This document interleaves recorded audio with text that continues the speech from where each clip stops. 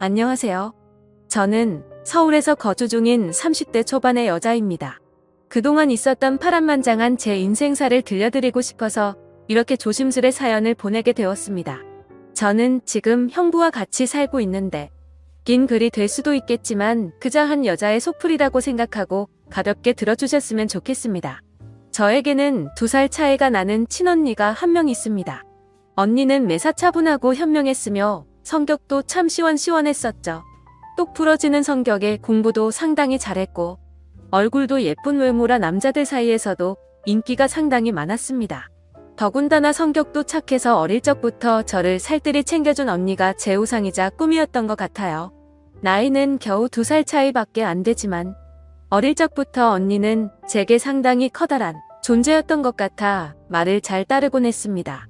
공부를 상당히 잘하던 언니는 서울의 좋은 대학에 입학하게 되었고 그로 인해 서울에서 혼자서 자취를 시작하게 되었습니다. 그때 당시 저는 혼자 나가서 자취하며 사는 언니가 그렇게 부러울 수가 없었죠. 공부도 잘하고 대학도 좋은 곳에 가는 언니를 동경하며 저도 언니를 따라가기 위해서 이를 악물고 정말 공부를 열심히 했었습니다. 그러다 보니 저도 곧잘 성적이 잘 나왔고 그 덕분에 언니와는 다른 학교지만 나름 서울에 있는 괜찮은 4년제 대학교에 입학을 하게 됐습니다. 저는 너무 행복하고 신났었죠. 그렇게 꿈에 그리던 언니와의 자취생활과 대학생활이 너무 기대가 되었습니다. 부모님은 철없는 딸년이라고 핀잔을 주셨지만 내심 서울 4년제 대학에 입학한 딸들을 보며 흐뭇해 하셨었던 것 같습니다. 그렇게 학기가 시작되었고 저는 언니와 같이 살게 되었습니다. 대학 생활을 시작하니 이래저래 시간이 금방 지나가더라고요. 친구들도 여러 명 사귀게 되었고 술집도 처음 가보고 미팅도 하면서 너무 즐겁게 지낸 것 같아요. 그러다 언니는 졸업을 하고 대기업은 아니지만 업계에서 알아준다는 좋은 곳에 취직을 하게 되었습니다. 그리고 얼마 뒤 지금의 형부를 만나게 되었네요. 언니보다는 2살 위였으니 저하고는 4살 차이가 나는 남자였고 언니와 소개팅으로 만났다고 들었습니다.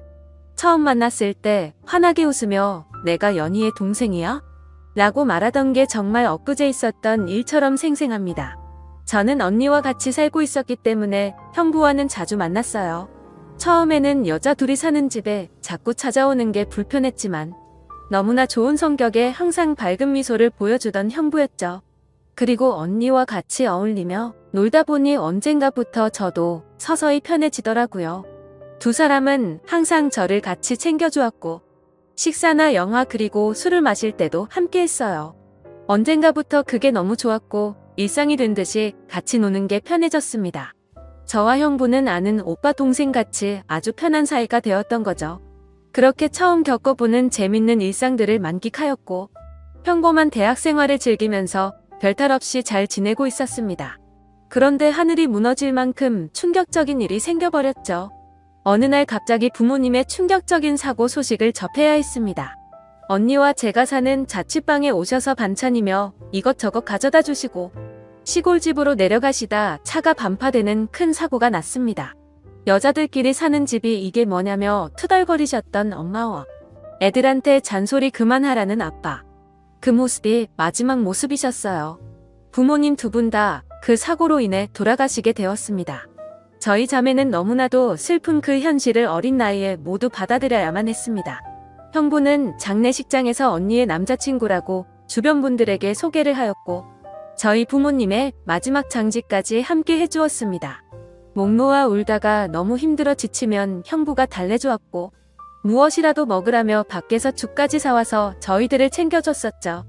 형부에게 너무 고마웠고 그때부터 많이 의지가 되었던 것 같아요.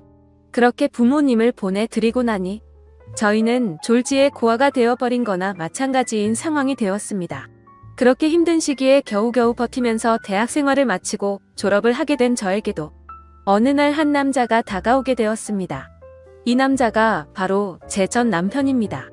부모님이 돌아가시고 형부와 언니에게 많이 위로받고 기대면서 살았지만 그걸로 제 마음이 채워지기에는 부족했었나 봐요. 자상하게 다가와서 제 말을 잘 들어주던 그 남자와 연애를 하게 되었고 저는 자연스럽게 그 남자에게 제 삶을 기대고 많이 의지하게 되었었죠.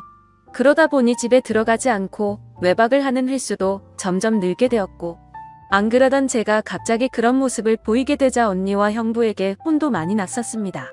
그러던 중 저는 그만 사고를 치고 말았습니다. 어리다면 어린 그 나이에 혼전 임신을 하게 되었던 거죠. 지금 생각해보면 정말 미친 짓이라 생각하고 있고 그 시간을 되돌리고 싶은 심정입니다. 물론 지금 제 인생 누구보다 소중한 제 딸아이가 없길 바란다는 뜻이 아니고 전 남편만 되돌리고 싶습니다. 하지만 그때 당시에는 그 남자를 많이 의지했고 사랑했었기에 미래가 행복할 거라 꿈꾸고 아이를 낳자고 마음먹었습니다. 그렇게 저희는 예정에 없었던 결혼을 급하게 하기로 한 거였죠. 그래서 저는 언니와 형부에게 이 사실을 알렸고 정신이 있는 거냐며 많이 혼났었던 것 같습니다. 잘 살 테니 걱정하지 말라고 얘기를 계속 해줬지만 그게 말처럼 쉽게 될 리 없다는 걸 잘 알고 있는 두 사람은 저를 많이 설득하려고 했죠. 하지만 뱃속에 제 아이가 있었기에 되돌릴 수 없다는 걸 모두가 알았고 결국 제 의견을 따라서 결혼을 진행하게 되었습니다. 그러나 상견례부터 참 쉽지 않더군요. 그날부터도 많은 일이 있었습니다. 언니와 형부가 상견례 자리에 나와주었고 어른은 없냐며 대놓고 무시하던 시댁. 그리고 그런 경험을 처음 하면서 괜찮은 척하며 땀을 뻘뻘 흘리면서 시댁의 비위를 맞춰 주던 형부. 매사에 정확하고 똑 부러지던 제 언니도 저를 위해 성격 죽이고 이리저리 무사히 상견례를 끝마쳤네요. 남자친구와 저는 어린 나이에 목돈이 없었기에 시댁에서 마련해주신 15평 남짓되는 빌라에서 아이를 출산하였고 신혼생활을 시작하게 되었습니다. 그런데 제가 꿈꾸던 결혼생활과는 정반대였습니다. 연애하던 시절에는 항상 저를 착하게 대해주던 남편은 결혼을 하고 난 뒤 마치 다른 사람처럼 180도로 바뀌었습니다. 잦은 음주와 외박 그리고 저에게 욕설까지도 서슴지 않았습니다. 처음에는 단순히 벌어지는 실수라 생각되어 넘어갔지만 그게 점점 도를 넘어서더니 어느 순간부터는 제게 몹쓸 짓까지 하더군요. 부모가 없어 네가 개념이 없다며 욕을 하고 언니와 형부까지 싸잡아서 욕을 했습니다. 어리다면 어린 나이에 그 얘기를 듣고 있자니 서름에 복받쳐서 아이를 안고 많이 울었던 것 같아요. 하지만 저는 언니와 형부에게 제 상황을 이야기하지 못했습니다. 잘 살겠다고 큰 소리 뻥뻥 치고 강행했던 이 결혼. 지금 제가 이런 대접을 받고 힘들게 산다는 사실을 안다면 언니와 형부가 너무 슬퍼할 걸 잘 알았거든요. 그렇게 저는 힘든 하루하루를 살아가던 중 언니와 형부는 결혼을 하게 됐습니다. 저는 그 당시 많이 힘들고 지친 마음이었지만 누구보다 그 둘의 결혼을 축복했기에 밝게 웃으며 축하해 주었습니다. 그리고 저의 불행한 일상이 2년쯤 지났을 때였습니다. 남편의 폭언과 만행은 점점 더 심해졌고 어느 날부터는 술집 다니는 여자와 외도를 하는 사실까지 알게 되었습니다. 많이 믿고 결혼한 사람이었기에 그런 현실들이 너무 많이 힘들었어요. 그래서 저는 이제는 이 사람과 어떻게든 정리를 해야겠다고 생각하고 있었을 때였습니다. 하지만 현실적으로 이혼하고 나가면 어떻게 살까라는 생각이 들었고 아직 이렇게 조그마한 딸아이와 내가 잘 살 수 있을까 걱정이 들었습니다. 부모님께서 살아계셨으면 내가 돌아갈 곳이 있을 텐데는 슬픔에 잠겼죠.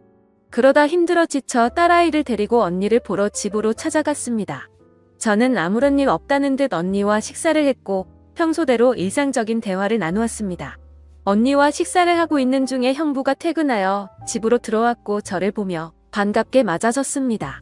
언니네 오게 되면 딸아이 선물도 챙겨서 들어오게 미리 얘기 좀 하라고 하는 형부. 이렇게 정감 있는 인사를 해주며 제 머리를 쓰다듬어 주더라고요. 그런데 얼마 전 남편에게 밀쳐져서 넘어지다 찢어졌던 부분을 건드렸고 저도 모르게 비명소리를 내게 되었습니다. 형부는 깜짝 놀라서 뭐냐고 왜 그러냐고 계속 물어봤죠. 저는 사실대로 말할 수 없어 눈을 못 마주치고 있는데 걱정을 해주는 모습을 보고 있으니 저도 모르게 서름에 복받쳐 갑자기 눈물이 흘렀습니다. 뭔가 이상하다는 느낌을 감지한 건지 형부는 제 몸을 계속 살폈고 눈에 띌 만큼 표정이 급격히 경직되면서 변해갔습니다. 형부는 남편 놈이 이런 거냐고 솔직히 말해보라며 저를 다 그쳤고 저는 아니라고 계속 부인했지만 하염없이 나오는 눈물이 제 말이 거짓이라고 저를 대신해서 대답해 주었죠. 결국 그날 그동안 있었던 모든 일에 대해서 솔직하게 말을 했고 형부는 화를 내면서 그 늦은 시간 저를 이끌고 저희 집을 찾아갔습니다.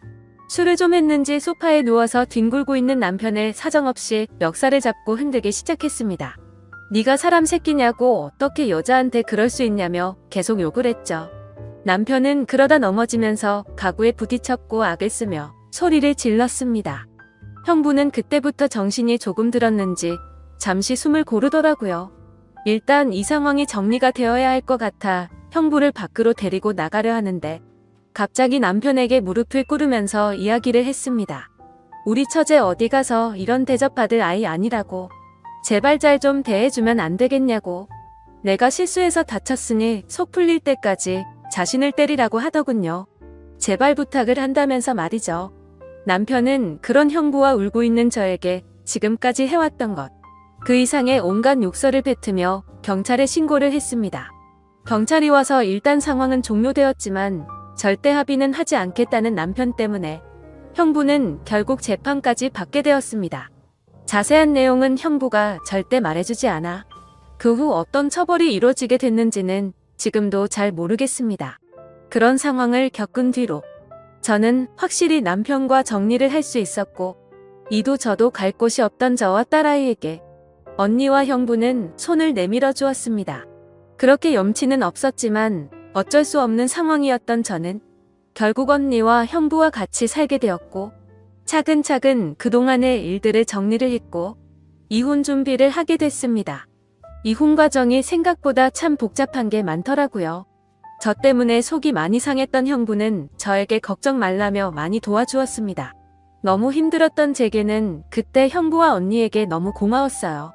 그리고는 예전 처음 형부를 만났을 때처럼 저와 언니, 그리고 형부, 거기에 제 딸아이까지 나름 행복한 생활로 돌아올 수 있었습니다. 딸아이는 아주 어려서 그간의 일들을 전혀 인지하지 못합니다. 마냥 이 상황이 당연한 일상인 듯 해맑게 커가고 있었습니다. 어쩌면 다행이었죠. 이때쯤 아이가 3살이 되어 어린이집에 보낼 수 있었고 저도 작지만 경제활동을 할 수 있게 되었습니다. 전공을 살려 작은 디자인 업체 취직을 하게 되었어요. 이 회사가 프리랜서처럼 집에서도 일을 할 수 있었기에 아이를 키우는 저에게는 딱 알맞은 직장이었거든요. 급여는 그리 많지 않았지만 빨리 목돈을 모아서 이 집에서 독립하기 위해 일 악물고 일했던 것 같습니다. 회사 몰래 아르바이트 짬짬이 해가면서 아이도 챙기고 일도 병행하는 그런 정신없이 바쁜 나날들을 보냈습니다. 그러다 어느 날 일어나지 말아야 할 충격적인 사건이 벌어졌습니다. 왜 저에게는 이런 시련들이 몇 번씩이나 이어졌는지 하늘이 원망스럽습니다. 어느 날 회사에서 디자인 회의를 하고 집으로 돌아왔는데 회사에 있어야 할 형부가 잔뜩 어지럽혀진 집안 식탁에 앉아 울고 있었어요. 식탁 위에는 마시던 소주들이 널브러져 있었고요. 너무 놀라서 이게 무슨 일이냐 물었지만 형부는 아무 말이 없더라고요. 그러다 식탁 위에 올려진 이혼 서류를 발견했고 그 서류에는 언니 이름이 적혀 있었습니다. 무슨 일이냐 물었습니다. 한참이 지난 뒤에 형부가 하는 말이 언니와 이혼하게 되었답니다. 언니는 집을 나갔다고 하더라고요. 갑자기 도대체 무슨 말인지 도저히 이해가 안 되었어요. 아무 문제 없이 행복하게 잘 지내고 있는 줄만 알았는데 갑자기 이혼이라니요. 계속 형부에게 물었지만 형부는 그냥 이혼할 거니 그렇게 알라고만 얘기했고 다른 이야기는 해주지 않았습니다. 일단 아이를 챙겨야 했기 때문에 대화는 그렇게 끝났고 바로 언니에게 전화했습니다. 언니는 아무 말도 하지 않았고 저는 무슨 일인지 일단 만나서 이야기하자고 언니를 다독였습니다. 언니와 만났고 이야기를 들었습니다. 언니는 정말 미안하고 몹쓸 짓인 걸 알지만 사랑하는 사람이 생겼다고 말하더군요. 이게 도대체 무슨 말인지 말도 안 나왔습니다. 제가 그렇게 좋아했던 똑순이 언니가 형부가 아닌 사랑하는 사람이 생겼답니다. 너무 화가 났어요. 뭐라고 욕도 나오기 전에 언니의 뺨부터 때렸습니다. 도대체 이게 무슨 짓거리냐고. 형부가 우리한테 얼마나 잘해줬는데 그게 무슨 말이냐고. 내가 잘못 들은 거 맞다고 말하라고 소리를 질러댔습니다. 그런 언니는 그저 미안하답니다. 저를 끝까지 챙겨주지 못하고 무책임하게 떠나게 되어서 미안하다고 하더라고요. 너무나 황당하고 어이가 없어서 말도 제대로 안 나오더군요. 그렇게 저희들을 위해 잘해준 우리 형부가 너무 불쌍해서 저는 정신을 차리고 언니에게 얘기했습니다. 앞으로 너는 내 언니도 아니고 2번 다시 우리 앞에 나타나지 말라고. 내가 너 대신 형부를 끝까지 지켜줄 거니 꺼지라고 했습니다. 그리고 울면서 자리를 나왔습니다. 저도 그렇게 아프게 이혼했는데 그렇게 믿었던 언니가 제 전남편처럼 인간 같지도 않는 짓을 저지르다니 믿어지지가 않았습니다. 집으로 돌아온 저는 말없이 형부를 위로해 주었습니다. 사실 제가 할 수 있는 일이 크게 없었어요. 저도 딸아이와 함께 얹혀 살고 있는 입장이었기 때문에 그저 위로를 해줄 뿐 다른 방법이 없었거든요. 형부는 며칠 동안 출근도 하지 않고 술만 마시며 지냈습니다. 그걸 보다 보니 저는 너무 안쓰러웠습니다. 그래서 그때부터 언니 대신 집안일을 더욱더 살뜰히 챙겼고 가사, 육아, 일을 병행하게 되었습니다. 너무 바쁘게 움직였지만 그것보다 형부의 충격이 더 걱정되어 힘들다는 생각도 못했었죠. 그러던 어느 날 형부가 저를 불렀습니다. 그리고 봉투 하나를 건네주었는데 1억 원이 수표로 들어있었어요. 그러며 하는 말이 같이 아파트 들어가려고 모아두었던 돈인데 이제 아무것도 필요 없으니 이 돈 가지고 나가서 자기 걱정 말고 행복하게 살려고 합니다. 여기에 계속 있기 불편하지 않겠냐고. 어차피 끝까지 저랑 제 아이 데리고 가려고 했었기에 그 몫을 나누어 주는 거라고 하더군요. 힘든 그 와중에도 제 걱정을 하고 있었다니 눈물이 나서 펑펑 울어버렸어요. 그리고 형부를 꼭 안아주며 내가 같이 지켜줄 거니까 너무 슬퍼하지 말라고 당분간 곁에 있게 해달라고. 형부가 정신 차리면 내가 알아서 나갈 테니 이 돈은 필요 없다고 말했습니다. 형부도 감정이 복받쳤는지 목 놓아 울었고 알겠다면서 고맙다고 말하더라고요. 그렇게 저와 저희 딸아이 형부까지 비록 임시지만 새로운 가족이 되었습니다. 형부는 바랄 게 뭐 있냐고 아무것도 필요 없다며 언니와 조용히 합의 이혼을 했습니다. 왜 이렇게 착한 사람을 상처받게 만드는지 언니가 너무 미웠고 형부에게 미안했습니다. 이렇게 짧은 시간 동안 부모님의 사고 그리고 혼전 임신과 이혼 또 믿었던 언니의 충격적인 배신까지 무려 3가지나 되는 큰일을 연달아 겪었습니다. 형부는 이혼을 한 뒤로 정신을 차리고 일상으로 돌아왔습니다. 저도 마찬가지고요. 서로 많이 의지를 해가며 바쁜 나날들을 보내고 있습니다.